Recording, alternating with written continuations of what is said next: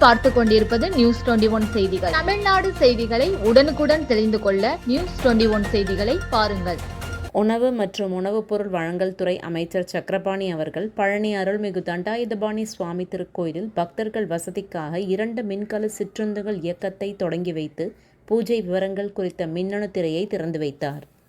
ராணிப்பேட்டை மாவட்டம் ஆற்காடு பேருந்து நிலையத்தில் மாதந்தோறும் பௌர்ணமி அன்று அன்னதானம் வழங்கி வரும் Sri Jothilingeswarar சிவனடியா Seva public charitable trust பல்வேறு ஆன்மீக பணிகள், பள்ளி மாணவ மாணவிகளுக்கு உதவி செய்தல், மரம் நடுதல், இரத்த தான முகாம் நடத்துதல், மருத்துவ முகாம் நடத்துதல், துப்புரவு பணியாளர்களுக்கு நலத்திட்ட உதவிகள் வழங்குதல் போன்ற எண்ணற்ற பொது சேவை பணிகளை செய்து வருகின்றனர். இதில் உதவி செய்ய விருப்பமுள்ளவர்கள் தொடர்பு கொள்ளவும். நிறுவன தலைவர் ஜெய் மாருதி சரவணன், எண் 3, ராஜ முதலியார் தெரு, ஆற்காடு, ராணிப்பேட்டை மாவட்டம்.